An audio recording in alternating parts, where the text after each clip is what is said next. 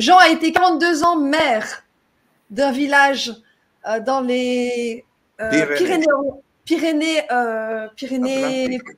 Atlantiques, voilà, parce qu'il y en a plusieurs, des Pyrénées, et 20 ans à l'Assemblée nationale comme député. Il a changé 3 fois de parti. Maintenant, il a fondé le parti Résistons depuis 2016. J'ai été aussi, pardon ma chère Chloé, j'ai été aussi pendant 36 ans conseiller départemental. Exactement. Élu sur mon territoire. Oui. C'était une élection difficile, très difficile à l'époque. J'ai été conseiller régional. J'ai eu tous les mandats locaux qu'on peut avoir. Mais en même temps, mon père, lorsqu'il est sorti d'un long coma, après une chute en montagne, le 28 juin 1974, ceux qui m'avaient conduit à le remplacer sur le champ, parce que j'avais appris qu'il avait eu cet accident, et la veille du jour où je devais passer mon oral, et que j'étais devenu une star dans mon lycée, puisque le lycée avait été champion de France de rugby. Moi, j'avais joué dans l'équipe de France universitaire, on avait tout gagné aussi, et j'avais gagné un prix de littérature, donc j'étais très bien. Et puis, 3/4 d'heure après, alors que le préfet était venu me féliciter et tout, et moi, j'avais que 19 ans, donc j'étais très fier quand même. Je reçois un message comme quoi mon père était hospitalisé, de bien vouloir me mettre en relation avec l'hôpital de Laurent. J'ai compris immédiatement que ma vie allait basculer. Donc, je suis parti en autostop, j'ai pris une chemise dans le vestiaire que je ne verrai plus jamais, 2 livres que j'étais en train de lire, et à 4 heures du matin, j'arrivais à 2700 mètres d'altitude sur le territoire espagnol, où il n'y avait que, comme seuls animaux, alors qu'il aurait dû y avoir 900 brebis, il n'y avait qu'un chien, un clair de lune magnifique ce soir-là, et le chien qui n'avait qu'une obsession, c'était me mordre à tout prix, parce qu'il ne me reconnaissait pas, tandis que le chien patou blanc des Pyrénées gardait le troupeau, mais le troupeau n'était pas là. Voilà, alors j'ai senti un grand moment de solitude, puis j'ai tâtonné sur la table de la minuscule petite cabane de berger. J'ai trouvé un bout de saucisson, un bout de pain, et même la bouteille de vin que j'ai réussi à ne pas renverser. Et je me suis restauré, puis les premières lueurs de l'aube m'ont amené sur la crête, et là j'ai trouvé des brebis. À partir de ce moment-là, j'ai fait la prime d'installation des jeunes agriculteurs que venait d'inventer Giscard d'Estaing. Je me croyais donc paysan et berger à vie. Et puis, papa est sorti du coma 3 ans après. Et entre-temps, j'avais été élu maire de la commune, le plus jeune de France aussi. 21 ans. Et puis, quand mon père est revenu, il a dit, il avait, tu sais, un truc en plâtre immense comme ça, tu vois, là, énorme. Il ne tenait pas debout encore. Il a dit, Jean, tu t'es sacrifié pour nous. J'ai beaucoup de chance parce que j'ai 2 fils qui sont des terriens, tes sœurs aussi, mais tu t'es sacrifié pour nous. Maintenant, je pense que ton frère, qui va avoir 18 ans, parle aux animaux et les animaux comprennent ce qu'il dit.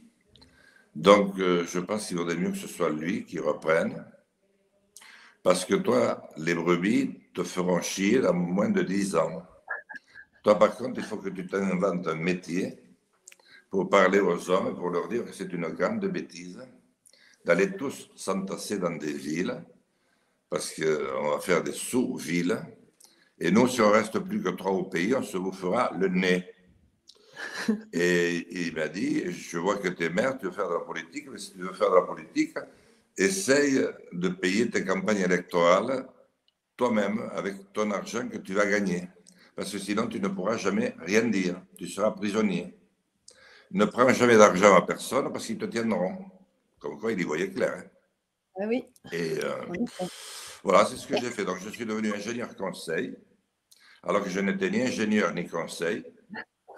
J'ai recruté 10 ingénieurs et j'ai commencé par faire, puisque personne ne voulait me faire travailler en France, j'ai commencé sous Franco à faire les égouts et mettre l'eau potable dans la ville de Bilbao.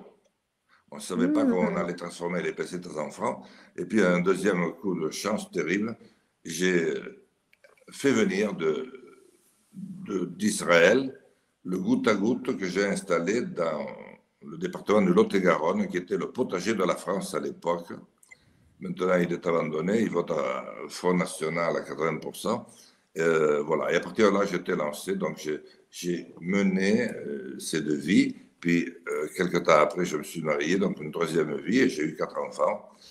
Et puis, j'ai créé une autre association aussi, avec le commandant Massoud, que vous avez peut-être connu. Bien sûr. C'est un monsieur qui a défait l'armée rouge, et Evo Morales, et quelques copains. Ah oui. Evo Morales, qui a été président de la Bolivie, il n'y a que moi qui n'ai pas été président de la République, comme tous les autres l'ont été. Et voilà, donc j'ai eu une association qui avait 90 pays qui adhéraient. Et on a fait là-bas aussi beaucoup. Voilà ce que j'ai fait en gros, et j'ai 4 enfants. Donc, tu es tombé dans la soupe de la politique un peu malgré toi, un peu par hasard, mais pour notre plus grand bonheur. J'avais envie de faire de la politique. J'avais la politique dans la peau, j'avais envie d'être maire à 6 ans. Alors que je ne parlais même pas encore français, parce que dans la montagne où nous étions, elle était espagnole, cette montagne, elle était un territoire espagnol. Donc, les papas espagnols avaient fait comme mon père, ils avaient amené leur progéniture avec eux. Donc, pendant tout l'été, je parlais espagnol. Et à la maison, je parlais béarnais. Parce que papa disait que pour apprendre le français, il me fallait un spécialiste. Donc, il fallait que j'attende d'aller à l'école. Donc, quand je suis rentré à l'école, je ne parlais pas un traître mot de français, je ne comprenais rien non plus. Et voilà, c'est après. Donc, j'ai fait français 3e langue. Mais après, donc, j'ai surtout continué à travailler avec mon cabinet. Je m'étais associé à un cousin et nous l'avons fait fonctionner 30 et quelques années. Bon, ce qui me permettait de gagner, bon, je ne gagnais pas des monts et merveilles, mais suffisamment pour équilibrer et pour payer mes campagnes électorales. Ce qui fait que je n'ai jamais eu de compte à rendre à personne. C'est vous qui avez payé votre campagne à la présidentielle en 2017. Comment? C'est vous qui avez payé votre campagne présidentielle en 2017. Oui, je veux dire bon, que j'avais eu des dons. Ah. J'ai fait la campagne la moins chère de la 5e République en France. Combien? Que 230 000. 230 000 euros. Oui, 230 000 euros. Parce que normalement, quand vous avez, il faut que je vous explique ça, quand vous avez les 500 signatures, ce qui est difficile à avoir, puisque c'est sur 30 départements, et que vous avez le feu vert du Conseil constitutionnel, qui s'est livré à une lourde enquête sur moi, ils en savaient déjà beaucoup sur moi, mais en fait, normalement, l'État, enfin, c'est pas normalement, la loi vous verse 800 000 euros sur la banque que vous désignez. Et moi, j'ai désigné le Crédit Agricole, puisque c'était ma banque, depuis toujours. Sauf que le Crédit Agricole, sur ordre, n'a jamais voulu débourser un radis. Ce qui fait que les 800 000 euros, je n'en ai jamais vu la couleur. Et j'ai fait une campagne à 230 000 euros, dont le Conseil constitutionnel a retiré d'ailleurs 30 000 euros en plus, payés pour moi, parce qu'ils ont considéré que, je ne sais pas quoi, des bêtises, que j'avais utilisé mon véhicule alors que je l'avais déclaré, et le gasoil, voilà, des bêtises, quoi. Bon, mais enfin, des bêtises, voilà. Donc j'ai fait la campagne la moins chère de tous les temps. Ce coup-ci, la dernière fois, je vous le dis tout de suite, comme ça je ne vais pas l'oublier, l'an dernier, j'ai fait une campagne avec 800 000 euros. Il faut dire que ça change quand même. Mais enfin, ils ont quand même réussi à m'enlever de l'argent parce que j'avais mes amis, j'avais de jeunes amis formidables, avaient eu l'idée de louer un bus à mes couleurs. eh bien, le Conseil constitutionnel a conclu que mon bus, c'était une affiche électorale. Et que les affiches électorales, c'était pour être près des lieux publics sur les panneaux d'affichage. Et que moi, je faisais de l'affichage sauvage, puisque je me promenais dans le bus à travers toute la France. Donc, ils voulaient me retirer d'abord 400 000 €, puis ils ne m'ont retiré que 35 000 € que je dois payer aussi. Voilà. Mais Jean, comment font les candidats chouchous de l'establishment, ceux qui font partie de la grande puissance financière? C'est quoi la différence, en fait? Eux sont choisis par... La différence, c'est que Jean n'est pas corruptible. C'est ça la différence. Pardon, je réponds à sa place. C'est-à-dire, la différence, c'est très simple. Eux, leur seul souci, c'est d'avoir les 500 signatures. Mais après, ils n'ont plus aucun problème, sauf s'ils dépassent on a le droit de... Je crois qu'il ne faut pas dépasser la somme de 25 millions d'euros. Mais il y a de la place quand même un peu. Donc, tous les autres n'ont pas eu mes problèmes. Donc, ils ont fait des dépenses, y compris ce que j'ai dépassé. Par exemple, Madame la maire de Paris a fait une campagne qui a coûté 10 ou 12 millions. La présidente de l'Île-de-France, pour les Républicains, à peu près pareil. Mais là où c'est pire encore, c'est au niveau du temps de parole dans les télévisions. Moi, on a estimé, j'attends d'avoir les chiffres officiels, mais que j'avais eu 5 heures de télévision et de radio pendant la campagne. Et pendant ce temps, Jean-Luc Mélenchon, Éric Zemmour, qui c'est l'autre, Madame la maire de Paris, en avait 220. Ils ont eu 220 heures. Vous voyez si c'est juste. Monsieur Macron en a eu 170. Je ne sais pas ce qu'il a dit parce que je ne l'ai jamais entendu parler. Il n'a jamais rien voulu dire pendant cette campagne. Et tous, tous ont eu plus de 150 heures. Moi, j'ai eu 5 heures. Et encore, tu as posé des questions sur la raison? J'ai dit, bon, c'est une campagne de merde. C'était comme ça. Bon, on savait, tout le monde savait que les hommes politiques étaient des lâches. Mais maintenant, vous, journalistes, vous nous avez largement dépassés. Et vous êtes tous des lâches, parce que vous êtes employés par des milliardaires, qui sont d'ailleurs globalisés sur l'ensemble de la planète. Et tous vos médias appartiennent soit à M. Arnaud, la première fortune de France, ou à son gendre, M. Niel, qui est quand même patron du journal Le Monde, qui était un journal respecté, Xavier Niel, alors que Xavier Niel était en cabane il y a 15 ans pour proxénétisme aggravé. Et ensuite, ils ont un autre petit copain qui, maintenant son nom échappe, qui est le patron de BF. Patrick Pigas. Ah non. Drahi. Patrick Drahi. Voilà. Oui, Pigas est un peu derrière, un peu moins. Ouais. Et puis après, il y a le formidable Bolloré. Ah oui. Canal+. Qui possède CNews, Canal+. Il possède 58 maisons d'édition en France qu'il a pu acheter depuis 2018 sans que personne ne lui demande rien. Ce qui fait que maintenant, comme je suis dans leur viseur, quand je publie un livre, et j'en ai publié quand même quelques-uns, il fait en sorte qu'ils ne se vendent pas.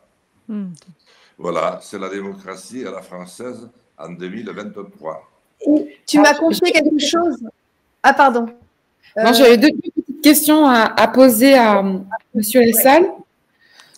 Si l'oreillette a marché, je vous entends. Je vais essayer de parler bien fort. Moi, je t'entends, en tout cas, Emmanuel, très fort. Je vous entends très faiblement. Hein. Alors, je vais vraiment essayer de parler bien fort. En fait, la première question... D'avoir d'aussi jolies femmes en face et de ne pas les entendre. Mais enfin, allez-y.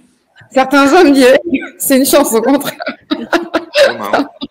Ouais, c'est Non, peut-être une chance. comme ça, on me dirait que c'est une chance. J'ai même pas entendu la vanne. Je la raconterai après. Bon. J'ai deux questions. Monsieur Lassalle. La première, c'est au niveau des sénatoriales, comment vous positionnez-vous? Est-ce que vous avez envie d'y aller?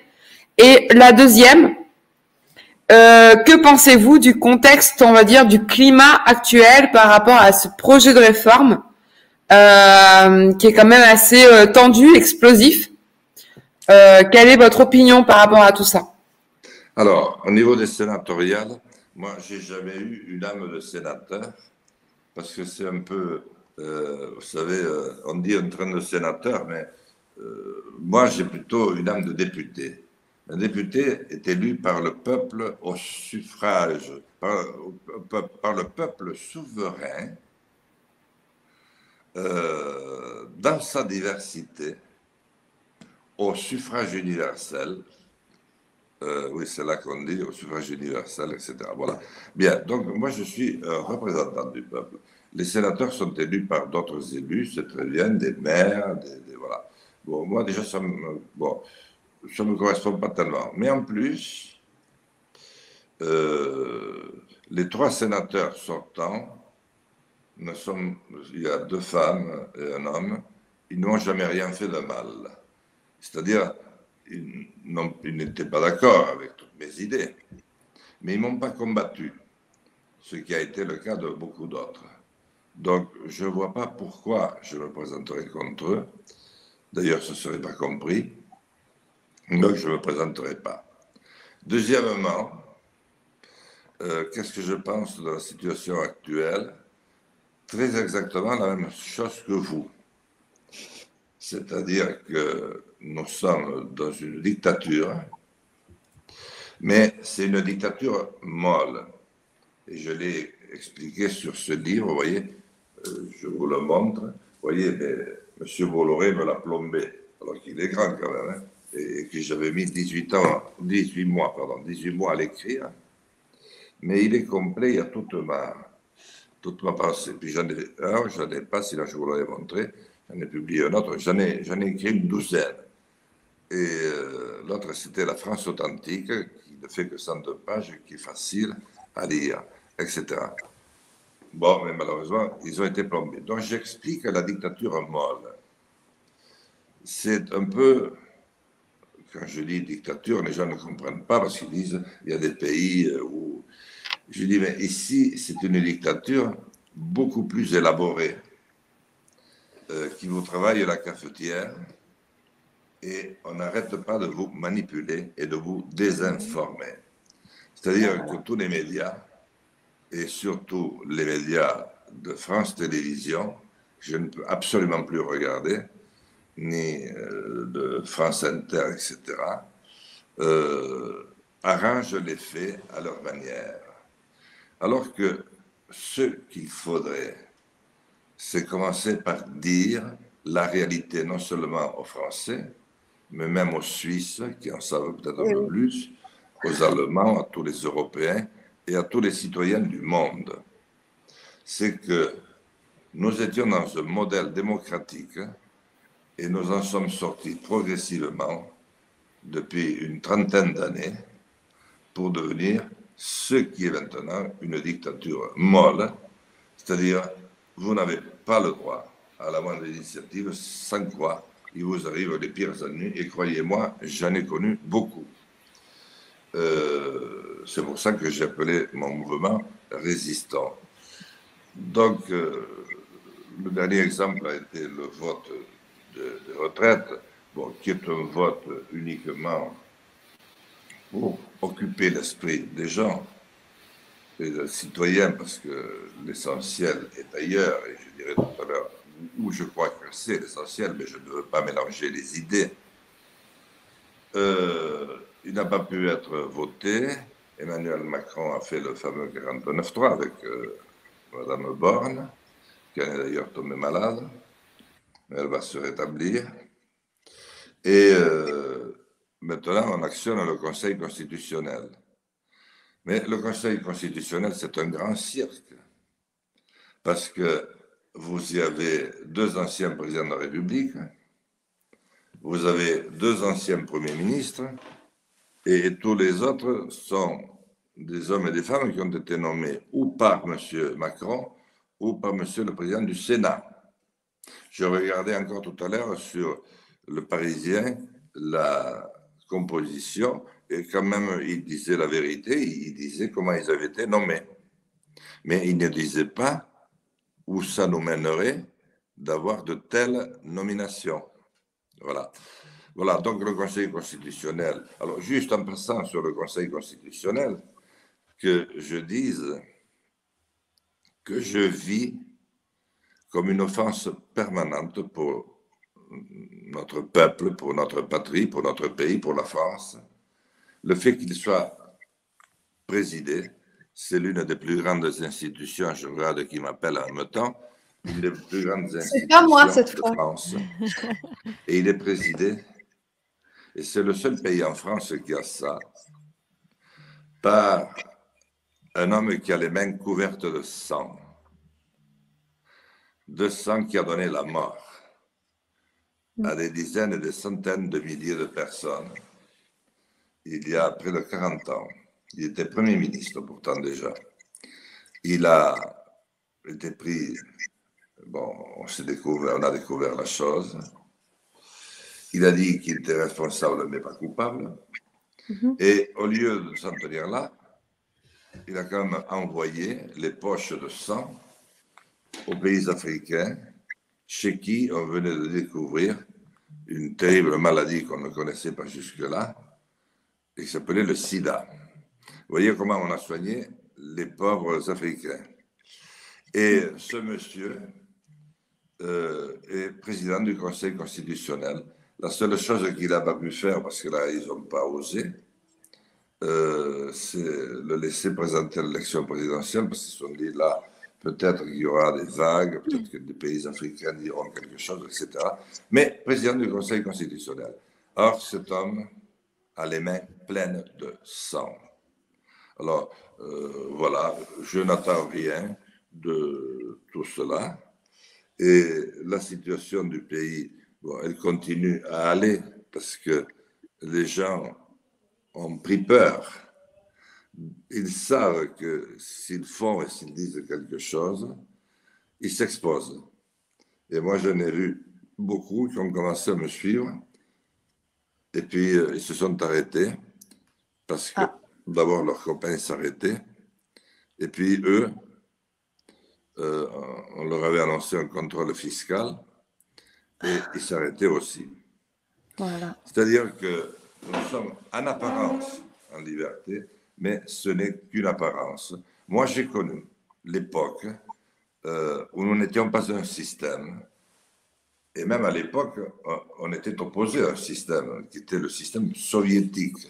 L'URSS, que j'ai été visiter très jeune, dès que j'ai gagné ma vie, au lieu de me promener inutilement, j'étais en autostop en Russie, en Tchécoslovaquie, en Yougoslavie, dans tous ces pays, en Pologne, pour voir un petit peu en autostop. Je franchissais le mur de Berlin avec des uniformes que me fournissaient des jeunes femmes qui travaillaient là-dessous.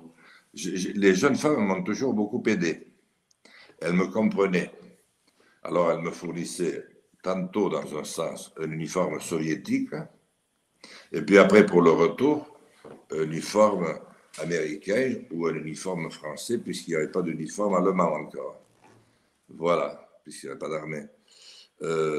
Mais j'ai appris beaucoup de choses. Mais le système soviétique est tombé et nous sommes devenus un système, le système du capitalisme poussé jusqu'à son extrémité, c'est-à-dire l'inhumanité totale. Et aujourd'hui, il est mondialisé, c'est pour ça qu'il est extrêmement puissant. Tout est interconnecté.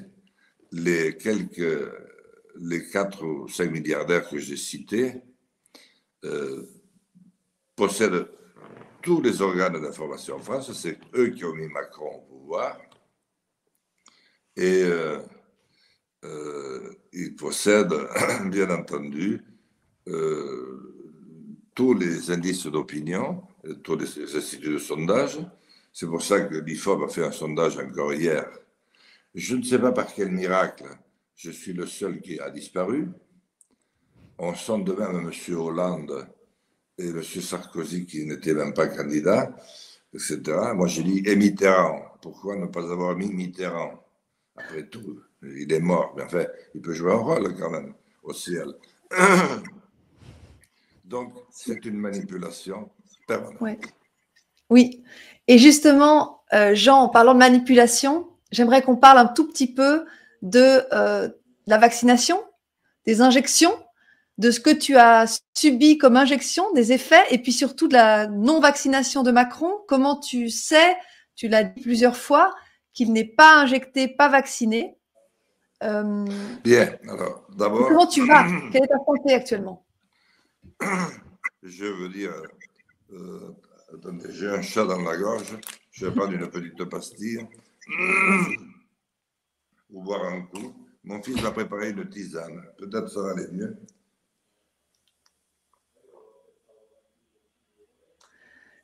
Et puis, j'aimerais aussi que tu nous parles de la loi pour le pass sanitaire dont on a parlé juste avant l'émission. Attends, oui, je voulais t'en parler parce que En j'ai deuxième, donné l'idée. en deuxième sujet. Bon. Alors, la vaccination, par ordre. Moi, j'avais compris très tôt que toute cette affaire était d'une obscurité totale et qu'à vrai dire, je n'y comprenais rien. Et j'ai voté les 16 ou 17 textes qui sont passés à l'Assemblée et ça prenait une semaine chacun, une semaine, une nuit et jour. Et même j'ai voté la première fois contre. Et d'ailleurs, Jean-Luc Mélenchon était venu me voir, m'avait dit, mais comment tu votes, parce que tu votes contre, mais je lui dis, c'est une grosse arnaque. Je ne sens pas encore bien pourquoi, mais je vois par exemple mon épouse, elle se fait un bout de papier, écrit à la main, de 2 lignes, pour dire qu'elle va faire des courses dans le village voisin de 10 km. Et ce papier, il faut qu'elle le montre 3 fois aux gendarmes, etc. Après, elle a eu le droit de le mettre sur ordinateur. Donc, elle l'écrivait sur ordinateur. Et à peu près à la même époque, j'avais un fils qui rentrait de Sydney, en Australie, et quelques semaines plus tard, une fille qui rentrait du Costa Rica. Ils sont arrivés à Roissy tous les deux. Ils sont descendus d'avions dans lesquels il y avait 500 personnes, de toutes les nations, d'ici, européennes, puis même quelques-uns d'Algérie, du Maroc, etc. Et personne ne leur a rien demandé.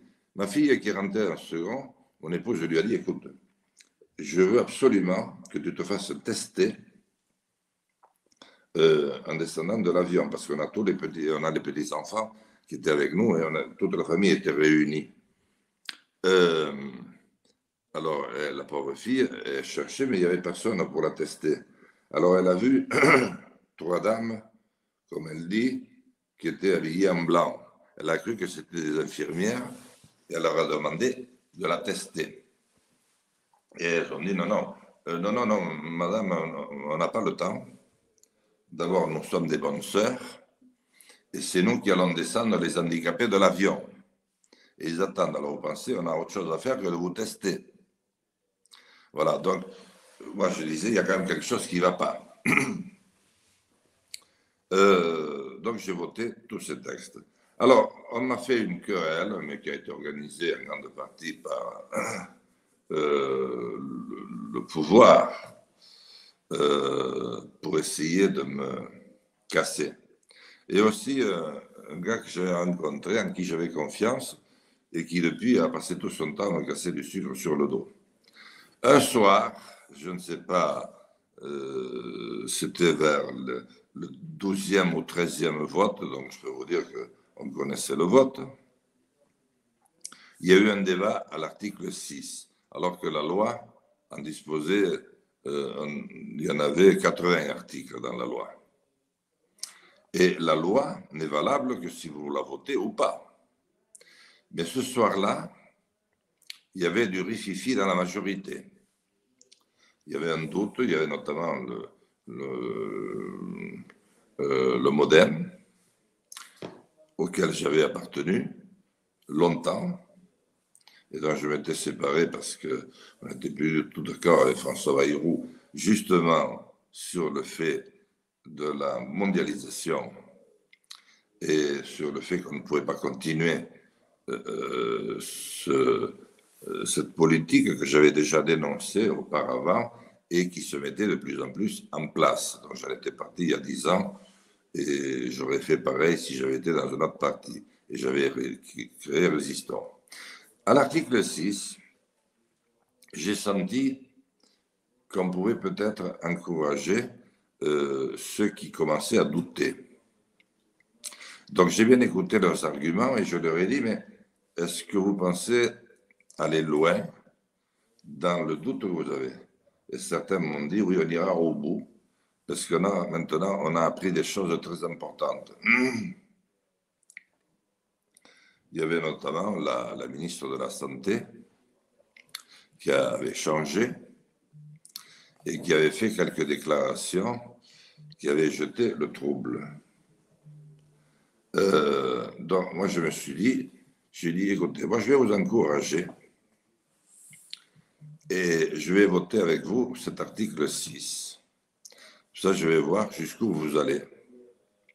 Mais ça ne m'engageait à rien, parce que ce qui compte, c'est la loi, c'est le vote final. Et le vote final, les 16 ou 17 fois, j'ai toujours voté contre. C'est comme sur la loi de la retraite, on disait, un tel a voté tel article. Oui, mais il y en a qui ont voté des articles. Mais ce qui compte, c'est la loi. Et cet article n'était pas un article d'ailleurs essentiel. On s'est focalisé là-dessus pour me faire du mal, mais enfin, voilà. Donc, j'ai voté à chaque fois. J'ai fait l'effort d'être présent. J'ai fait l'effort d'être présent à Paris, alors qu'ils avaient déclaré qu'il y avait de la place que pour 80 députés. Moi, j'ai dit, mais enfin, comment on peut passer de 577 à 80? Ah, c'est pour des raisons de sécurité, parce que les députés peuvent propager la maladie, etc. J'ai dit, écoutez, moi, je vous combine, moi, je vais venir. Et puis, ils n'ont pas osé m'empêcher de venir, et j'y étais tout le temps. Ce qui fait que le dernier jour, je suis d'ailleurs entré en autostop. J'ai eu beaucoup de chance, parce que c'est une très jolie dame qui m'a pris en autostop et qui m'a amené jusqu'à Bordeaux. Voilà. Bon, j'ai eu cette chance-là avec une Porsche, alors qu'il n'y avait personne qui roulait dans Paris. J'étais tout seul. J'ai dit aux deux gardes républicains qui étaient là, j'ai dit, écoutez, ne me regardez pas partir en autostop, parce que sinon vous allez devoir faire des rapports toute la journée et vous allez vous empoisonner. Donc, allez pisser dans un coin, faire pipi, et quand vous ne me verrez plus, vous pourrez revenir.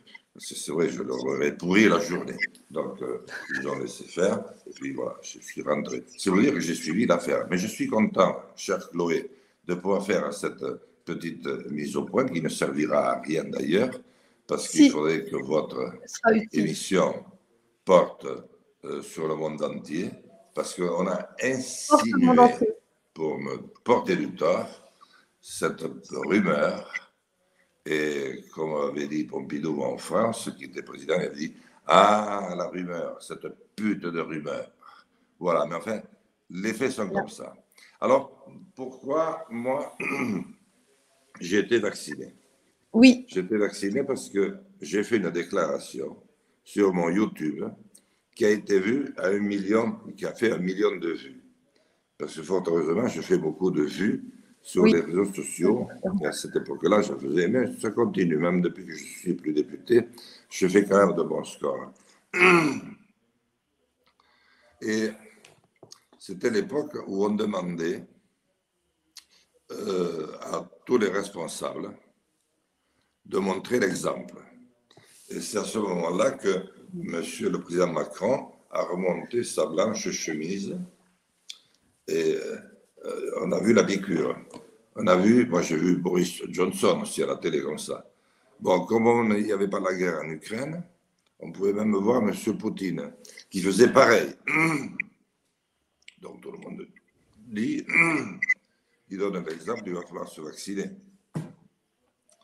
Et moi je disais, je n'en suis pas sûr, mais je suis député, j'ai une mission, c'est un moment très important. Je ne veux pas donner le sentiment de me dérober ou de me sauver pour des motifs fallacieux ou parce que j'aurais peur de la mort. Non, pas du tout. Par contre, je vais voir ce que donne le vaccin. Si je suis indemne, bien, je dirais, j'ai rien senti. Si je meurs, vous le verrez, ou vous le saurez peut-être. J'ai demandé à ma famille et à un notaire de le faire savoir. Et parce que la presse, je ne peux avoir aucune confiance.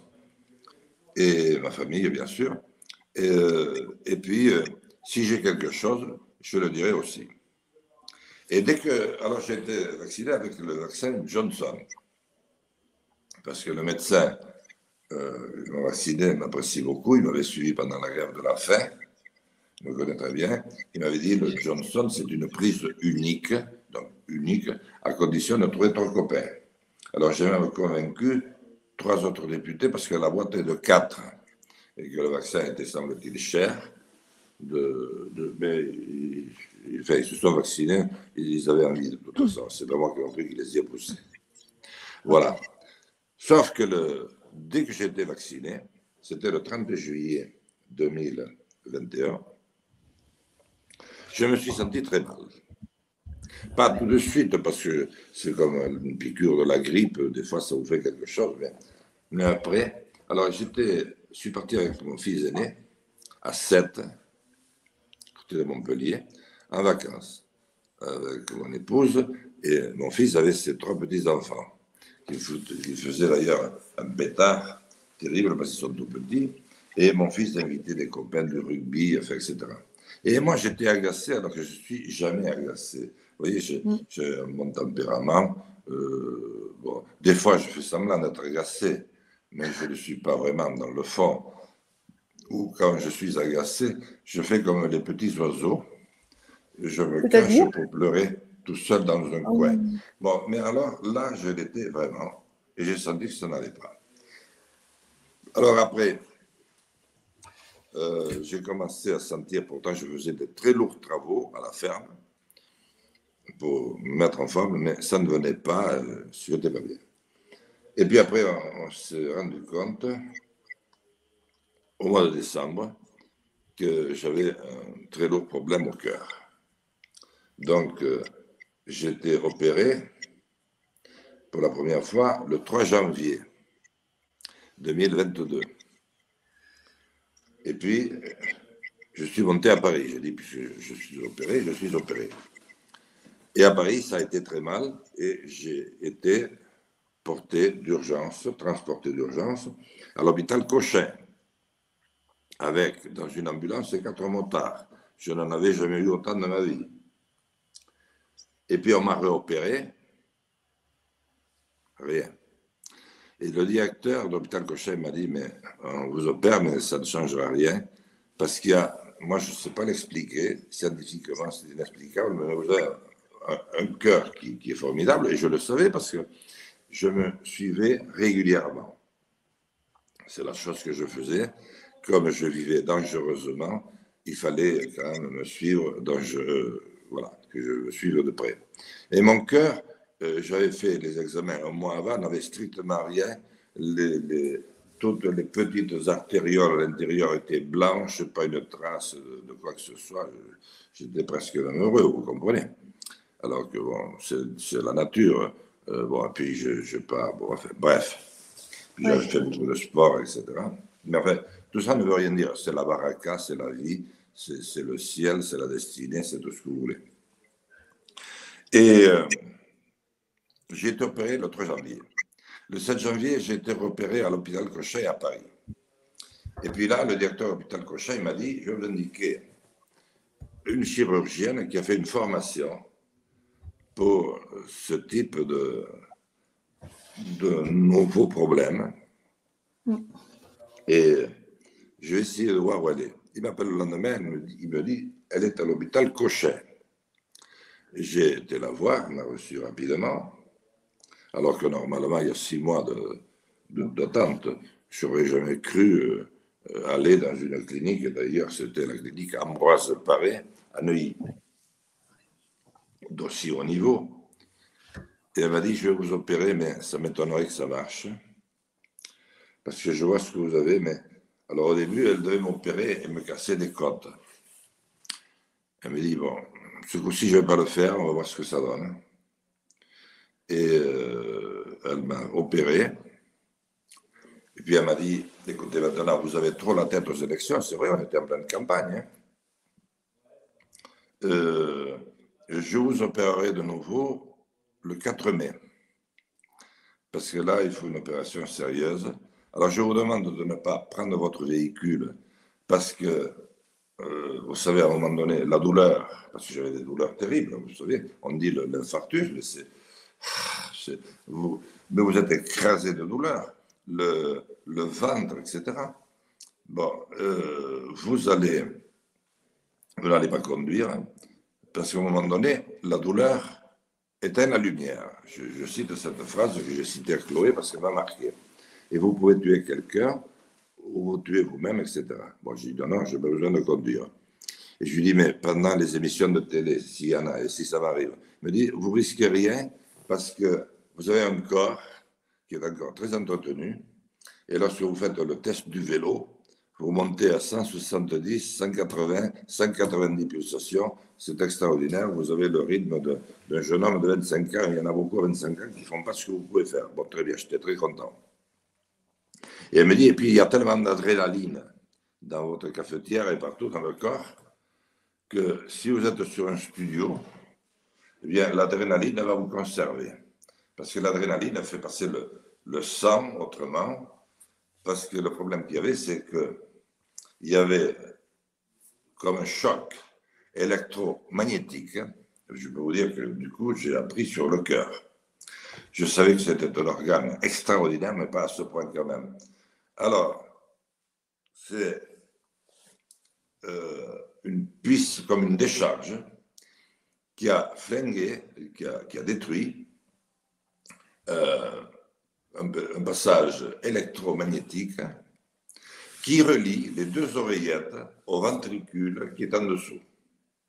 Ce qui fait que le sang ne tombait plus régulièrement et il tournait en rond comme une bourrique autour des 2 oreillettes. Et comme la nature a horreur du vide, elle avait reconstruit un autre circuit autour des oreillettes et c'est pour ça que le sang tournait, et qui me mettait dans cet état-là. Voilà. Donc, c'est là que j'ai dû prendre une décision difficile parce qu'il fallait absolument que je dise si je me présentais aux législatives ou pas. J'avais quand même fait bouger l'opinion dans le pays, même si j'ai eu un faible score. Je savais que sur les 5 heures, j'avais quand même beaucoup secoué les Français, pas avec mon bus, avec les terribles débats que j'avais eus avec quelques journalistes, dont certains ont eu du mal à se remettre. Et puis, bon, je m'étais quand même singularisé. Et donc, il aurait fallu normalement que je me représente, et j'avais prévu de me représenter. Seulement, il y avait cette dernière opération, et je me suis dit, est-ce que seulement je vais me réveiller? Je ne veux pas qu'on vote pour un type qui va mourir. Tous ces électeurs qui me font confiance depuis l'âge de 21 ans, ils méritent le respect. Donc j'ai expliqué, j'ai dit je ne peux pas me présenter dans ces cas-là, mais je ne renonce à rien quand même. Voilà, c'est mon frère qui s'est présenté à ma place. Malheureusement, il lui a manqué quelques voix. Voilà, j'ai répondu pas mal là. Ah oui, Macron. Ah oui, Macron. On finit par Macron. Effectivement, Emmanuel Macron n'a jamais été vacciné. On me dit, et les autres, écoutez, moi, je sais, parce que j'ai vu les éléments qui me permettaient de le dire, que M. Macron n'a jamais été vacciné. Après, le reste, je ne peux pas dire. Mais vous savez... Quand vous parlez d'éléments, Monsieur Lassalle, quand vous parlez d'éléments, c'est des éléments de quel type, en fait? Écoutez, vous faites du journalisme, Madame Emmanuelle. Pas seulement, elle fait aussi beaucoup d'autres choses. Vous dites des choses, mais vous n'en dites surtout pas plus qu'il n'en faut, parce que sinon, je grillerai mon indication. Le seul fait de vous dire la nature des éléments dont j'ai pu voir et que je dispose me suffisent largement. Et puis, il y a des tribunaux. Si M. Macron estime que je lui porte atteinte, il n'a qu'à les saisir. Ce n'est pas que j'ai une confiance illimitée en la justice, mais on verra bien. Voilà. Donc, la plupart des dirigeants, d'ailleurs, seraient probablement pas vaccinés. Comment? La plupart des présidents, premiers ministres, probablement qu'ils ne sont pas vaccinés non plus. Non, parce que j'ai compris depuis qu'ils ont tous une garde prétorienne autour d'eux, et prétorienne. Et vous savez, ils savent tous que ces vaccins n'avaient pas le temps d'être homologués officiellement. Et oui. Et par conséquent, ils n'étaient pas dénudés de risque. Et d'ailleurs, quelques-uns des grands chirurgiens et des médecins, moi j'ai compris que les médecins ne pouvaient rien dire non plus, parce qu'ils sont très menacés. C'est pour ça que la plupart, bon, il y en a quelques-uns qui sont sincères, qui ont cru que c'était une pandémie normale qu'il fallait soigner, bon, ils sont sincères. Mais il y en a beaucoup qui connaissent la vérité maintenant, et ils continuent à faire comme si ce n'était pas le cas. Mais autour des chefs d'État, il y a des médecins aussi, et il y a toute une série de spécialistes qui conseillaient au président ou au roi, écoute, ne te fais pas vacciner, parce qu'il y a quand même un risque.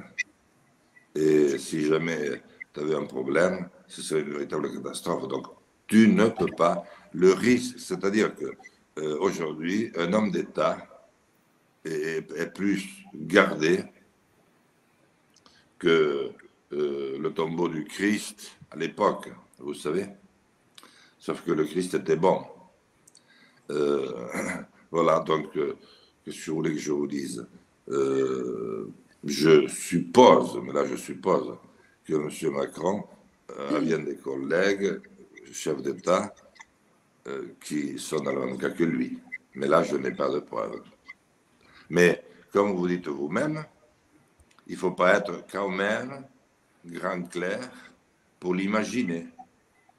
Quand vous voyez toutes les précautions qu'on prend pour un chef d'État, ça m'étonnerait fort qu'on lui inocule un vaccin à propos duquel il n'y avait aucune garantie. Et alors, les médecins m'ont dit, vous allez voir ce qui va arriver, parce que ce qui vous arrive va arriver à beaucoup d'autres gens. Seulement, les gens, ils ne seront pas comme vous, ils ne seront pas forcément connus. Et puis un jour, ils feront une crise cardiaque, et puis on dira, tiens, mince, il est mort du cœur.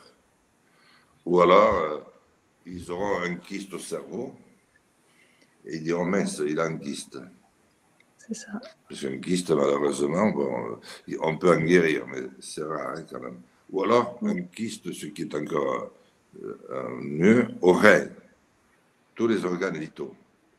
Et généralement, le problème de ces vaccins, et en particulier du mien, parce que j'ai surtout regardé le mien, le Johnson, il ne s'était pas rendu compte qu'il était de nature, c'est pour ça qu'ils l'ont sorti de la vente, mais j'étais déjà vacciné. 15 jours après, il a été sorti de la vente. Il n'existait plus. Le Johnson n'avait jamais existé. Que ça pouvait être un accélérateur de cancer. ou de reprise de cancer. Par exemple, une dame qui avait été opérée du sein, alors que tout était nickel, pouvait avoir une reprise du cancer foudroyante, qui souvent se transforme en cancer du pancréas. Et celui-là, il ne vous laisse aucune chance. 15 jours après, vous êtes nettoyé. Voilà. Donc, c'est un fait grave, effectivement. Et regardez autour de vous, et moi je le fais maintenant, mais le nombre de gens qui s'en vont, bon, on dit il est mort. Mais en fait, comment ça se fait qu'il soit mort, qu'il meure comme ça, des gens qui ont toujours eu une santé magnifique, Voilà. ou alors des gens qui avaient eu des cancers mais qui étaient soignés. C'est vrai aussi pour les cancers de la prostate, vous voyez, qui avaient eu lieu, qui avaient été opérés, qui ne donnaient plus lieu à rien. Enfin, pour la femme, c'est plutôt le cancer du sein, et pour l'homme, celui de la prostate. Mais toutes les formes de cancer, et il y a beaucoup de cas de leucémie aussi, qui se déclarent. Absolument. Est-ce que dans votre cas, les médecins l'ont reconnu que c'était à cause du vaccin? Pardon, là je vous envoyais. Si Est-ce je peux que... entendre vos jolies voix au moins. Vas-y. Vas-y donc, Chloé. Est-ce que les médecins ont reconnu que c'était un effet de l'injection du vaccin Johnson & Johnson? Quelques-uns de ceux qui ont pu à connaître de mon cas, mais en fait, à ce niveau-là, je me suis rendu compte qu'ils sont très peu nombreux à pouvoir le faire parce que ça demande quand même un niveau de connaissance et ça demande... Courage aussi. Oui. Surtout. Oui. Des connaissances auxquelles beaucoup d'entre eux ne parviennent pas. Donc, il n'y en a pas tant que ça, il y en a quelques-uns, mais ceux qui ont dû en connaître m'ont dit, mais moi je ne l'aurais pas pensé, j'y pensais presque même pas d'ailleurs à ce vaccin. Je ne comprenais pas ce qui m'arrivait, mais... Et ils m'ont demandé, mais vous avez été vacciné, qu'est-ce que vous avez eu comme vaccin, etc. Et eux m'ont reconnu, mais seulement le problème, c'est qu'ils ne peuvent pas le reconnaître publiquement. Ils ne peuvent pas ou ils ont peur? Ils ont, et je connais bien l'un d'entre eux, ou l'une d'entre elles, elle élève seule 4 enfants. Voilà. Et vous imaginez assez facilement ce qui pourrait arriver. Et pourtant, c'est quelqu'un de très bien. Ouais. Donc, vous savez, la dictature molle dont je parle, vous voyez quels sont les effets. Quand vous pensez qu'on a pu pousser tant de milliers d'infirmières dehors, sans un sou, et que maintenant on va les rémunérer, mais on ne va pas rémunérer beaucoup parce qu'elles étaient tellement écœurées, certaines, qu'elles ont trouvé notre boulot depuis. Moi, j'ai des copines qui étaient infirmières, elles seront rémunérées de rien du tout parce qu'elles avaient déjà, elles font autre chose, elles ont fait une formation. Il y en a même une qui a appris le langage des signes, vous savez, pour les traductions, etc. Il faut le vouloir, hein. Wow. Donc, c'est pour ça, c'est pas très étonnant que les gens, pour l'instant, ne parlent pas beaucoup de ça. Parce que ça peut coûter très cher. Sauf si on est nombreux à parler, c'est ce qu'on explique. Ah, moi j'invite tous ceux qui veulent parler à parler. Je leur demande simplement, vérifiez bien vos sources. Parce que si jamais il y a un problème, vous n'aurez aucun cadeau. Et on vous poursuivra jusqu'à vos dernières extrémités. On sait de quoi tu parles ici. On est tous concernés. Tous et toutes concernés aussi par ce genre de diffamation. J'ai une question à vous poser, Monsieur Lassalle. Cédric Villani, donc, il était président de l'Office de l'évaluation, l'OPEX-CT, vous savez, voilà, il était mathématicien, etc.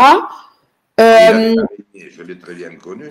Oui, tout à fait. Quel est votre avis? Parce que c'était quand même la personne qui pouvait, on va dire, redonner de la cohérence notamment il aurait pu dénoncer certaines manipulations autour des chiffres.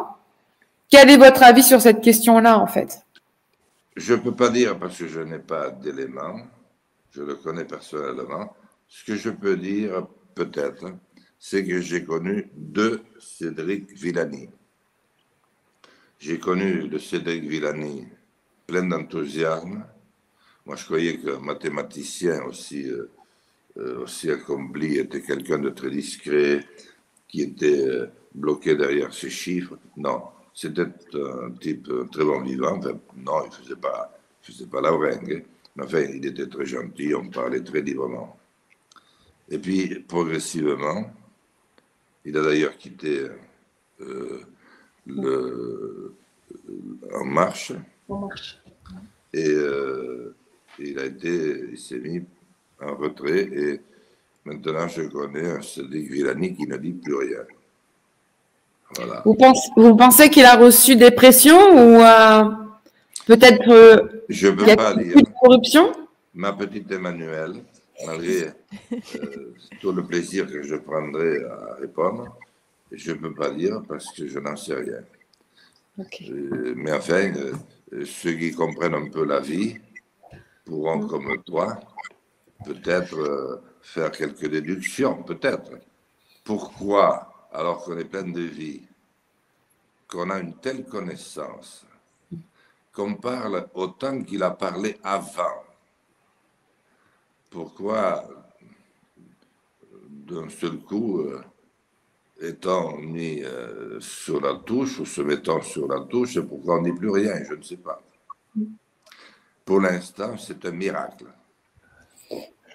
J'aimerais encore une chose. Jean, on avait parlé d'une chose que tu avais subie de pression, toi, personnellement, avec des dossiers qu'ils essayaient de te trouver sur des fréquentations féminines, sur tes amies femmes. Je ne sais pas si tu veux qu'on en parle. Où ils ont essayé de te faire passer pour quelqu'un qui pouvait avoir des attitudes déplacées avec des femmes et ça n'a pas marché. Je pense mais ils n'ont pas cherché, ils l'ont fait. Ah, ils l'ont fait. Ok. Est-ce que tu classique voilà. D'une sinistre manière. J'ai découvert le début de l'affaire un soir à 2h30 du matin. On finissait de regarder le film. Et puis, mon fils, second, Geoffrey, vous savez, ils sont toujours sur le téléphone, vous savez. Il dit, dis donc, papa, tu étais accusé d'un problème sexuel, de harcèlement. Oh là là, mais c'est très grave. Il faudrait que tu répondes tout de suite. Je lui dis, attends, lis-moi d'abord qu'est-ce qu'il y a d'écrit. Alors, il disait, 4 femmes, d'abord c'était 2 femmes accusent Jean Lassalle. Voilà, mais c'était tout, c'était un tweet, il y avait 2 lignes et demie. Et il me dit, il faudrait que tu répondes. Je lui dis, je réponds quoi et à qui? Et en une nuit, il y a eu 1 million de tweets. Vous réalisez? 1 million de tweets sur un problème dont personne n'avait jamais entendu parler. Ouais. Et à partir de ce moment-là, j'ai fait l'objet de sous-entendus très lourds.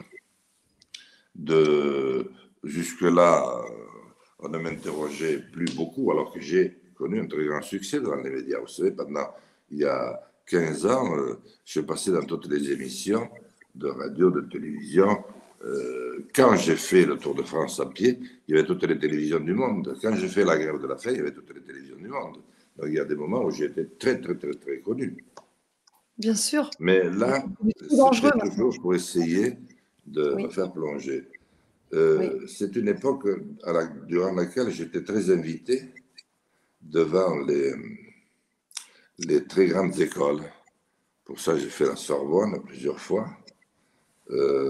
J'ai même rempli le grand salon qui ne l'avait plus été depuis la conférence du ministre de Mitterrand qui avait fait abolir la peine de mort, je ne sais plus comment il s'appelle, dans son nom échappe, mais enfin, il est très connu. C'était le dernier à avoir rempli. Moi, je remplissais partout. Et j'ai eu là une série de désagréments. Un premier soir à Lyon,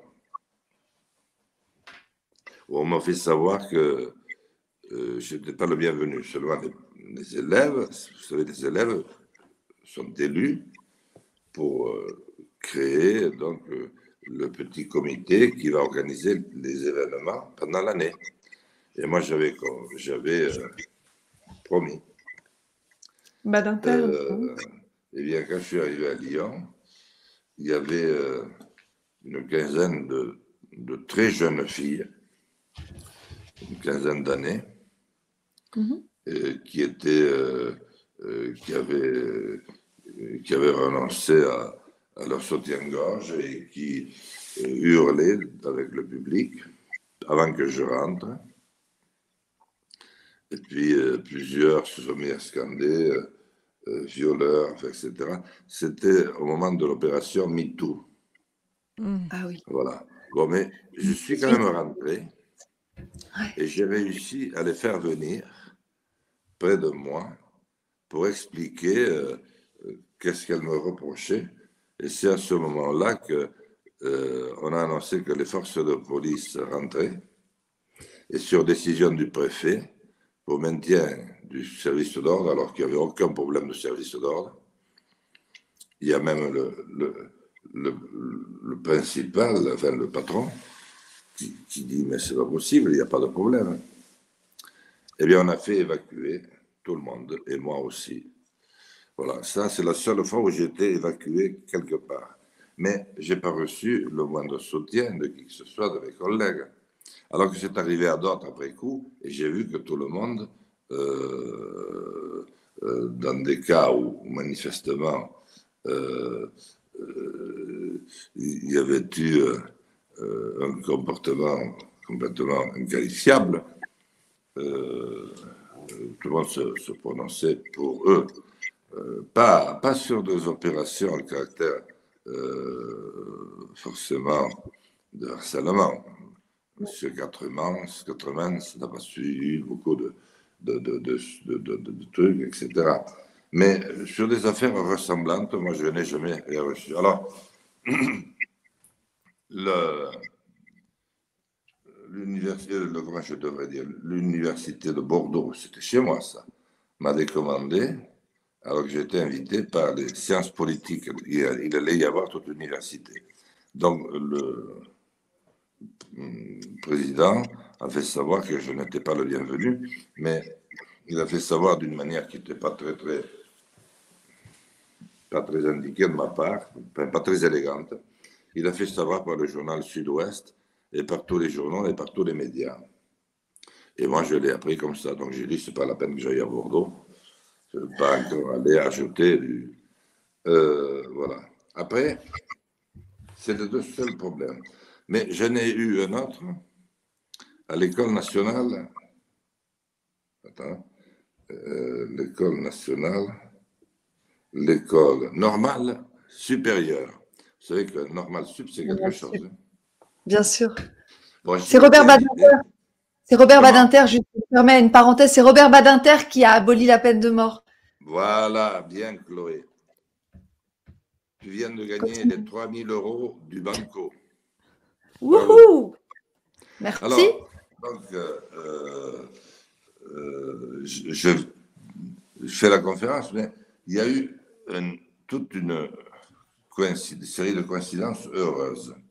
La première, c'est que les élèves qui m'avaient invité à Normal Sup sont venus me chercher à mon bureau. Et ils sont venus me chercher, pas parce qu'ils le redoutaient pour cette affaire-là, parce que ça s'était calmé déjà, mais parce qu'ils avaient peur que je sois en retard, parce que j'ai la réputation d'être en retard. Et celle-là, elle est juste. Parce que maman a mis 8 jours à me mettre au monde et je n'ai jamais pu les rattraper. Donc, j'ai eu ce retard. Ils avaient peur du retard.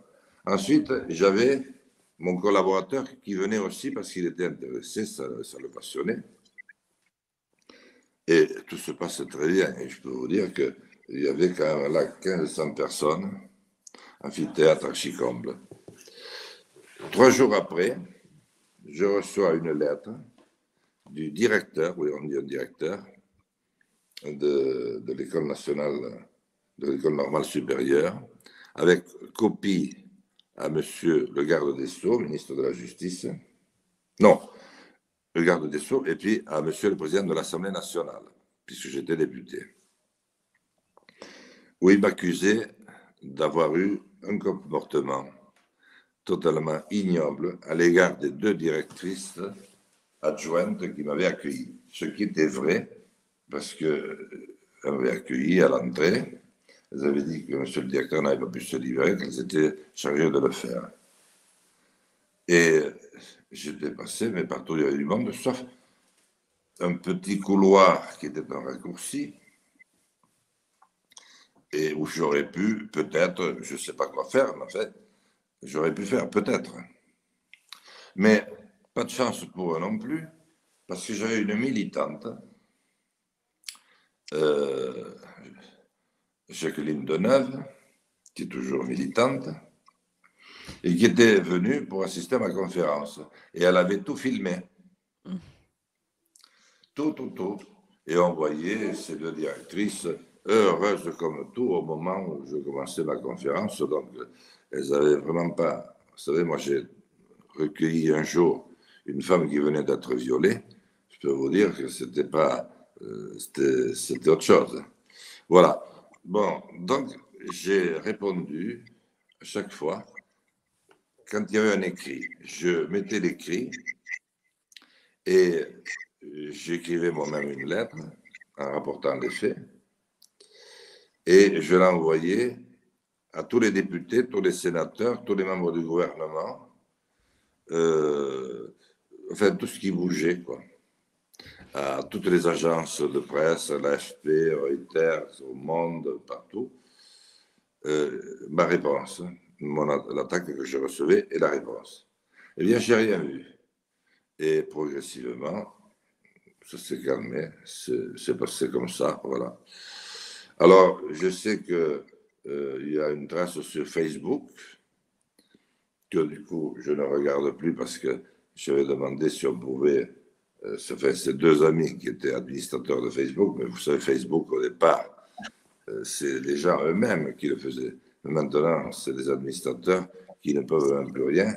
C'est-à-dire, c'est bien un système américain. Les Américains ont embarqué tout le monde là-dedans et vous êtes totalement prisonnier de ce qu'ils veulent. Voilà. Mais après, non, je n'ai pas eu... Voilà. Mais par contre, comme pression, ma chère Chloé, c'est terrible. Parce que c'est toute ta famille qui est touchée, c'est tous tes proches. Et puis, comme toutes les télés, toutes les radios le disent, tu te dis, mais enfin, il n'y a pas de fumée sans feu. C'est ça, c'est l'éternelle rumeur. Et ça, c'est dévastateur. Et bon, mais ça fait partie des épreuves. Alors, j'avais lu que Napoléon avait failli s'étouffer parce qu'il avait eu une montée de bile lorsqu'il avait appris que le général Soult avait été battu ou mis en difficulté à Madrid. Et là, il sentait bien que c'était le début de la fin. Donc, il avait eu un accès de bile. Bien, moi, j'ai eu pendant cette opération, pendant ce temps-là, je ne sais pas combien de temps ça a duré, tous les soirs, la bouche pleine de bile. Et ça, c'est terrible parce qu'après, on commence à gérer. Mais tant qu'on est endormi, le corps, il fait rien. Mais dès que tu te réveilles, le corps, il déglutit et ça passe dans les poumons.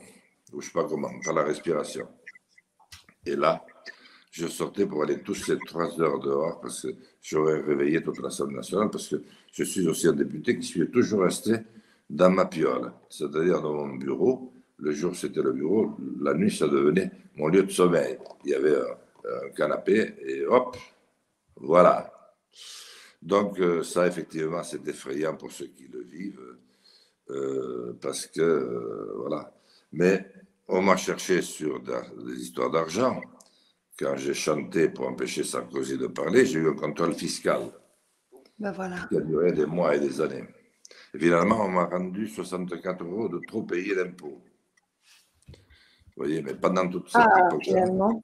j'ai été très sali, mais le fait qu'on m'ait rendu un chèque de 64 euros de trop payé d'impôts, mais qui sait qu'il a su? Personne. Bon, maintenant, les gens l'ont oublié. Alors, c'est vrai qu'il faut reconnaître que pour faire ça, ben, il faut un certain courage. Moi, disons voilà. que j'ai appris à devenir courageux, je ne l'étais pas et je ne le suis peut-être pas encore surtout, mais notamment lorsque j'ai fait ma grève de la faim, où j'ai eu une longue préparation, où j'ai dû me préparer longuement. Mes 4 enfants étaient jeunes encore. C'était en quelle année, ça, Jean? C'était en 2007. 2007, oui. Ben moi, j'ai vu mars 2006. 2006, oui, peut-être. 2006, oui, c'est ça, oui. Et en plus, une grève de la faim en pleine Assemblée nationale. Je ne sais pas si vous voyez le chantier. C'était M. Debré qui était président. Si vous saviez tout ce qu'il a fait pour me jeter, c'est pas croyable. Mais vous avez été hospitalisé, je crois, à la fin de cette grève de la faim. Comment? Vous avez été hospitalisé, je crois, à la fin de la grève. Non, mais ils m'ont hospitalisé plus pour faire de la publicité parce que moi, je ne pouvais pas. Jusque-là, j'avais très bien maîtrisé la situation. Et j'avais fait même un check-up. M. Debré l'avait exigé 2 jours avant à la clinique à Paris, comment ça s'appelle, ou à l'hôpital, je ne sais plus. Je n'ai connu finalement des hôpitaux. Là où on vous soigne, vous savez, quand vous n'arrivez plus à vous nourrir, il y a des jeunes qui font de la neurasthénie. Vous voyez, la neurasthénie. Ils ne peuvent pas se nourrir. Et d'ailleurs, j'ai vu beaucoup de gens qui m'en voulaient parce que moi, qui avais la chance de pouvoir manger, je ne mangeais pas, mais à leurs yeux, c'était pour m'amuser alors qu'on ne jouait pas avec ces choses-là. Eh bien, j'avais passé toute une journée là, on a tout vérifié, et même on m'a conseillé, le médecin qui m'a suivi pendant toute la grève de la faim a dit ce type a des nerfs d'acier, parce qu'il m'avait montré, parce que vous savez, entre le cardiologue, entre le spécialiste des reins, entre le spécialiste du cerveau, vous avez toujours un temps mort. On vous invite dans le couloir. Et moi, je parlais avec des gens qui étaient très durs. Je pensais que c'était des neurasthéniques, puisque j'en avais vu quelques-uns en arrivant. On m'avait dit que c'était des neurasthéniques. Et ils avaient des attitudes extrêmement lourdes à mon égard. Et puis, il y a eu tout ce qu'on a raconté sur le fait que j'avais perdu la raison, que j'étais fou. Et puis, on m'a montré les réactions de collègues qui étaient indignés et dont certains ont employé des termes extrêmement durs, pour le dire, y compris celui qui était très opposé à ma grève de la faim, puisque c'est lui qui organisait le départ de l'usine que je défendais sur le bassin de Lac. C'est M. Alain Rousset qui est toujours président du conseil régional d'Aquitaine. Voilà. Et donc, il tenait des propos très durs. Et alors, ce type avait dit, un médecin, ce mec a des nerfs d'acier, vraiment, il durera longtemps. Il a dit à Debré, alors Debré, ça ne lui a pas fait plaisir. Parce que Debré, il pensait me coincer en disant, je te ferai une prise de sang par jour. Je lui dis, mais justement, je me demandais comment je pourrais faire pour convaincre les Français que je ne les trompais pas et que je ne mangeais pas. Et là, je dis, c'est formidable, oui, une prise de sang tous les jours, comme ça, à peine un peu de sucre. D'ailleurs, le sucre, il faut surtout pas prendre de sucre dans les prises de sang, parce que ça ne fait pas pendant les grèves de la faim, parce que ça fait un petit effet immédiat, presque euphorique, mais le sucre est consommé tellement vite, parce que l'organisme, il prend tout à cette époque. Parce que j'ai perdu 32 kilos, et j'étais quand même plus léger qu'aujourd'hui, hein, c'est-à-dire ça avait attaqué les muscles, tout. Voilà, donc avec la prise de sang, j'étais tranquille. Jean, en terminant, dernière question. Est-ce que vous m'entendez bien? Oui. Amélie, oui. Vous devriez, je vois très bien Amélie, mais elle devrait monter un peu le son, Amélie. Faire comme Emmanuel, qui est la meilleure. quand elle parle. Emmanuel, tu es la meilleure. Non, mais Écoute, quand elle parle. Non, mais euh, ça, Emmanuel, elle est géniale, de toute façon. Ça Non, se mais je discute n'en pas, doute comme pas. dirait Marisol Touraine Oui, à propos ça des va. vaccins. c'est Amélie, toujours la c'est dommage. meilleure. Amélie, c'est Mais dommage oui. parce que tu es magnifique. Parle un peu plus fort. OK, je vais parler un peu plus fort. Vous avez dit que Macron avait été élu parce que les puissances financières avaient pris le contrôle du pays. Et on l'a vu dans plusieurs pays d'ailleurs que, bon, les élections, ça n'avait pas l'air très, comment dire, légitime. Et je me demandais, selon vous, si la propagande des médias à elle seule pouvait faire l'affaire ou il devait vraiment y avoir une forme de fraude durant les élections. Alors, c'est une très bonne question parce que je l'ai beaucoup étudiée. D'abord, Monsieur Macron, je l'ai connu quand j'ai fini de faire le Tour de France. J'ai écrit un très beau livre, d'ailleurs, que je vous montre. À la rencontre des Français, c'est au Cherche Midi, parce que sinon vous allez me poser des tas de questions, alors que là, il y a toutes les réponses. Ce que j'ai fait, pourquoi je l'ai fait, etc. Parfait. Cherche Midi, à la rencontre des Français. Bon, je ne vais pas vous les présenter tous, je vous en ai présenté deux, mais pour comme pièce à conviction. Voilà. Alors, et dans tous mes livres, j'ai parlé, y compris de toutes les misères, y compris du véritable harcèlement que j'ai subi, parce que c'est un harcèlement sur l'affaire des femmes. Parce que c'est un harcèlement, ça ne cesse pas, etc. Bon, alors, il y a eu donc le fait que je rencontrais ce garçon, et François Hollande m'avait reçu à l'Élysée, et il y avait près de 3 heures qu'il me recevait. Bon, il commençait, vous savez, à être un peu fatigué, quoi. Bon, mais je le comprenais, je voulais m'en aller. Et il me dit, mais tu sais, Jean, parce que comme il ne voulait pas me laisser partir non plus, ils sont toujours été un type sympa quand même, Hollande avec moi. Sarkozy aussi, bon, c'est lui qui m'avait fait le contrôle fiscal, mais après on s'était réconciliés. Après, il voulait me faire ministre de tout, mais bon, ça avait marché quand même. Bon, j'ai connu quand même pratiquement tous les présidents. J'avais vu François Mitterrand, était très jeune.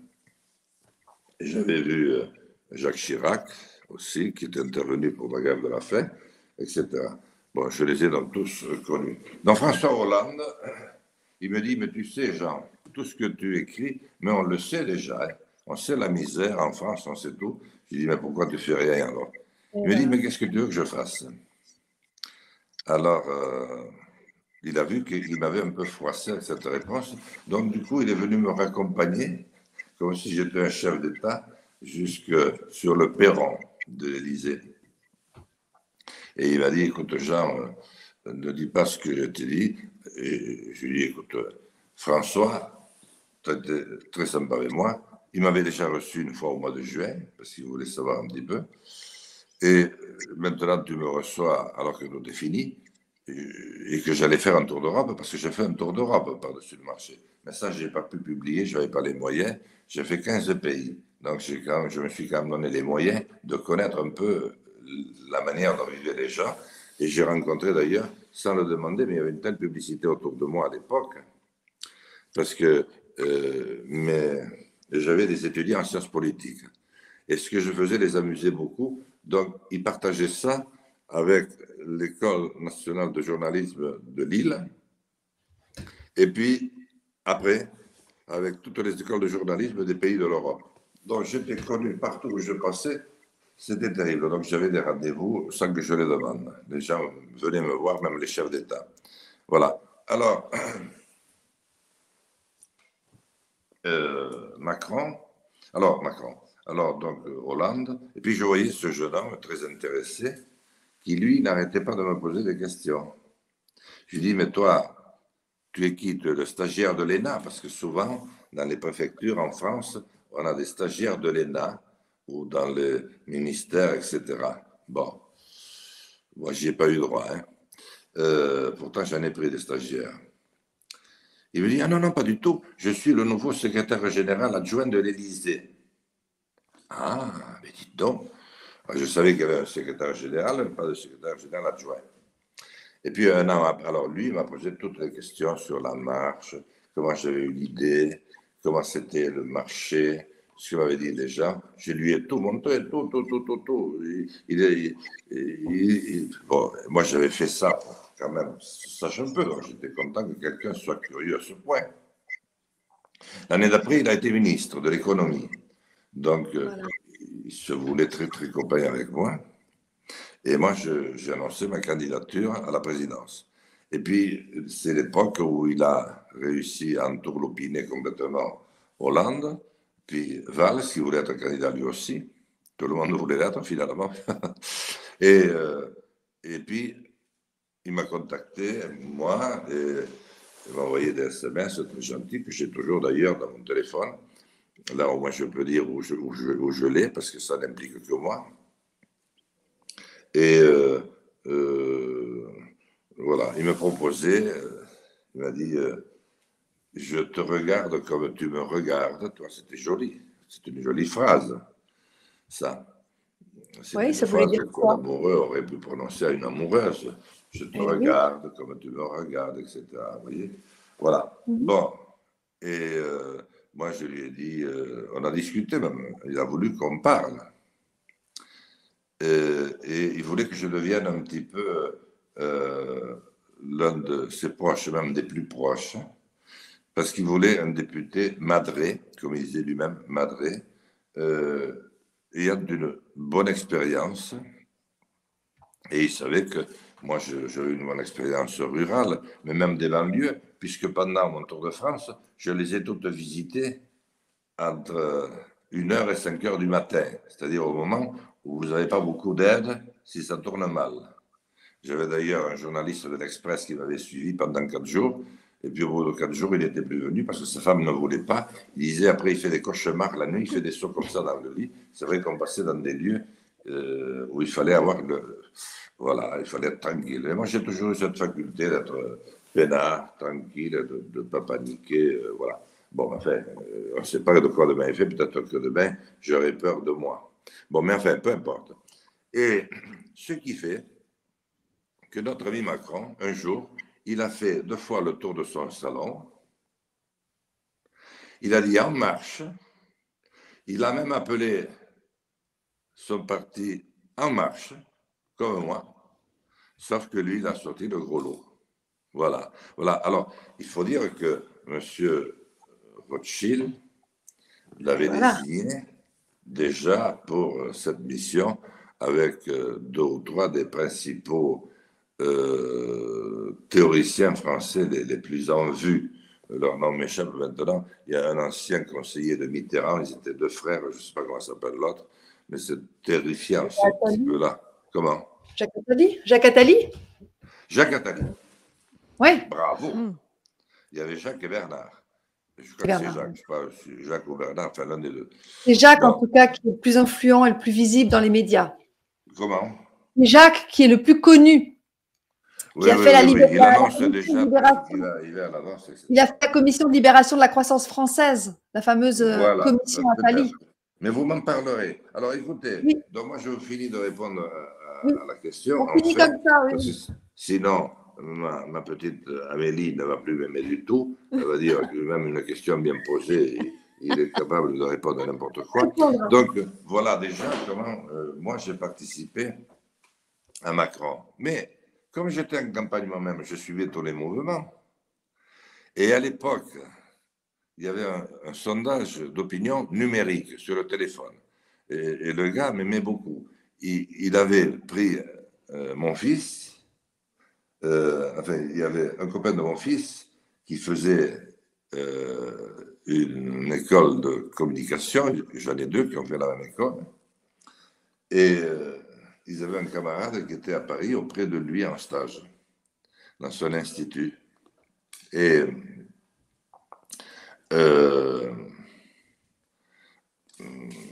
il donnait tous les jours le baromètre des personnalités. Mais même avant la campagne, déjà il le donnait. Et il voulait rentrer en contact avec moi. Il m'avait dit, mais vous êtes beaucoup plus haut dans l'opinion que tout ce qu'on croit. parce qu'il y a une immense manipulation concernant. Et je le sais parce que je suis ancien directeur de l'IFOP que j'ai quitté parce que je n'étais pas d'accord pour créer ma propre unité. Voilà, la dernière fois, il l'a pas fait, c'est dommage. Mais pendant toute la pré-campagne, il y a eu la campagne, vous savez, où il y a eu des primaires. La dernière fois, c'était des primaires de très haut niveau, Sarkozy, Juppé, etc. Il n'en manquait pas. Puis après, c'était les socialistes, tout le monde.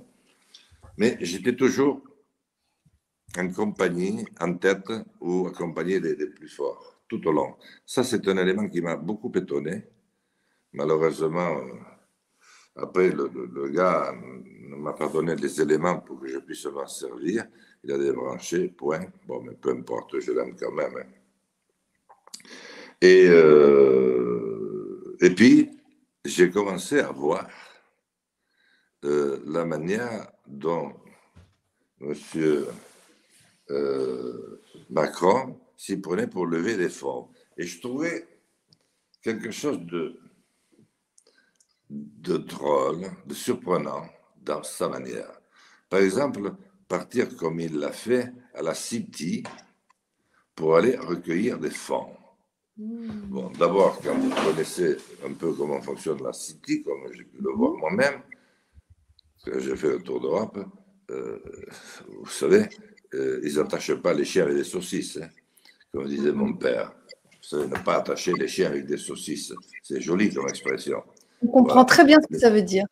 Voilà, mais vous direz à vos consoeurs suisses excellentes ce que ça veut dire. Voilà, donc, moi je voyais bien que tout ça c'était du pipeau, c'était pas là. Et puis j'ai très vite compris l'attitude et les nominations. Et quand j'ai vu la nomination de Niel au journal Le Monde, de M. Arnaud, que je connaissais bien par de réputation, et de monsieur l'autre, vous avez, c'est le patron de Free. C'était Niel pour Free, mais c'est Drahi. Voilà, Drahi. Ah, Drahi. Alors lui, encore, il n'est pas mauvais, parce qu'il a tous les fonds de sa société Free. Vous savez que c'est le patron de la téléphonie, de toute la téléphonie. Hein. C'est SFR, là. Drahi, c'est SFR et Niel, c'est Free. D'après mes connaissances. Drahi, il a SFR. Oui. Et Niel, il a Free. Oui, c'est ça, oui, pardon, excusez-moi. Oui. Ouais. Entre autres, pardon, excusez-moi. Merci, oui. Vous voyez, je finis par m'y perdre un peu dans toute leur subtilité. Bravo, en tout cas, vous connaissez. J'ai besoin de te téléphoner, ma chère Chloé, parce que j'ai besoin de réviser un peu. Alors, quand j'ai vu comment tout ce type était nommé, et comment toutes les télévisions réagissaient. Quand j'ai vu, par exemple, ça a été étonnant. Bon, bien sûr, moi, je n'aurais pas fait ce qu'a fait M. Fillon. Payer sa femme, etc. Bon, normalement, on ne pourrait pas le faire. Ce n'était pas non plus interdit, hein, mais enfin, lui donner toute l'enveloppe parlementaire, etc. Et puis, accepter le costume, mais comment il acceptait ce costume il faudrait savoir. Mais enfin, comment on l'a véritablement flingué à bout portant? Moi, je pense que ce n'était pas lui qui était vraiment choisi pour être président. Voilà. Alors que tout le monde pensait que c'était lui. Les Français, je pense, le voulaient, lui. Ils me voulaient un peu à moi aussi, après, quand ils ont commencé à me connaître. Mais vous pensez, moi, zéro. Voilà. Donc, c'est certain que ces organisations qui se réunissent assez régulièrement et elles ne se réunissent plus autant parce que il y a eu trop de fuites. Elles se réunissaient chez vous en Suisse dans une station à la mode, comment ça s'appelle déjà? Davos. Davos, évidemment. Hein? Évidemment, avec Klaus Schwab, le Forum économique mondial. C'est là. Et il n'y avait pas que des chefs d'État, il y avait des influenceurs de très haut niveau. Enfin, ça, c'est le monde d'aujourd'hui. C'est ce qui me fait parler de dictature molle. Mais je pourrais vous dire tout ça plus, si vous voulez, un soir. Maintenant, il faudrait que je vous quitte. Là c'est déjà bien. C'est déjà long. Sinon, je vais trop penser à vous cette nuit. Merci. Jean Lassalle, merci, merci d'avoir été avec nous. Jean, tu nous as consacré plus d'1 heure et c'est extrêmement précieux. Tout ce que tu nous as livré, tout ce que tu nous as confié. J'avais beaucoup entendu de bien sur vous, chère Chloé, dont je ne sais même pas le nom parce qu'il est un peu compliqué pour le Framerie. Framerie. Voilà. Et je ne connaissais pas vos deux sœurs qui sont remarquables. Tout aussi bien. Mais je comprends maintenant pourquoi vous avez une telle réputation. Ah bon? Je pense que vous allez aller loin et nous avons besoin que des hommes et des femmes courageux comme vous, à marge précisément je le dis avec beaucoup de regrets, parce que j'aime passionnément mon pays. Ouais. J'aime d'ailleurs tous les pays. Moi, je ne suis pas frappé par ni le racisme, ni par... tout ça, c'est des mauvaises gestions où c'est uniquement des éléments dont on se sert. C'est ça.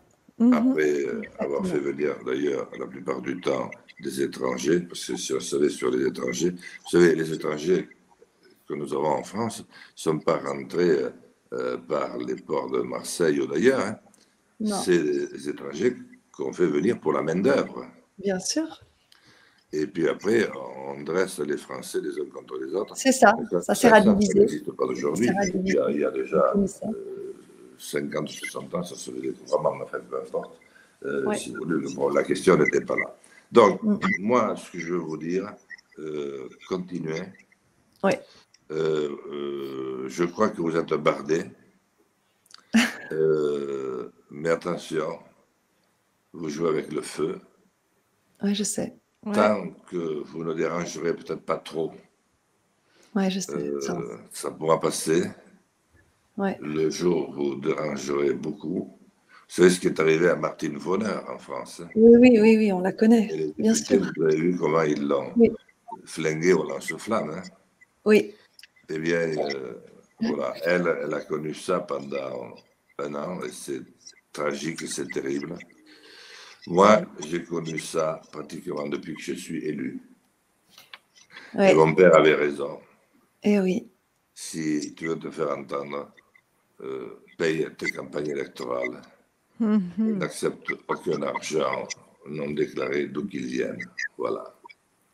Et tu as su rester droit dans tes bottes. Et ici, dans cette émission, on est tous les 5. Là, on n'est que 3, mais on est 5 normalement. À assumer les choses, à les dire et à risquer nos emplois. On est tous harcelés. Moi, j'ai perdu mon emploi en septembre. Thierry est mis en examen. Amélie est diffamée régulièrement. Emmanuel est aussi en balance par rapport à l'université. On a tous subi ces répressions, ces intimidations, ces diffamations, mais on est tous encore là et on restera droit jusqu'à la fin. Bravo. Compte sur nous. Alors, je ne savais pas que vous aviez connu le lance-flamme. Si. Ouais, on y a goûté tous. Tous. Alors, je vois que vous connaissez. Donc, je vous dis mon immense respect. Par contre, n'en tirez pas non plus la conclusion que je suis un saint. Ah, personne. Il n'y a personne de saint dans notre gang. Donc, parce que j'ai quand même quelques défauts.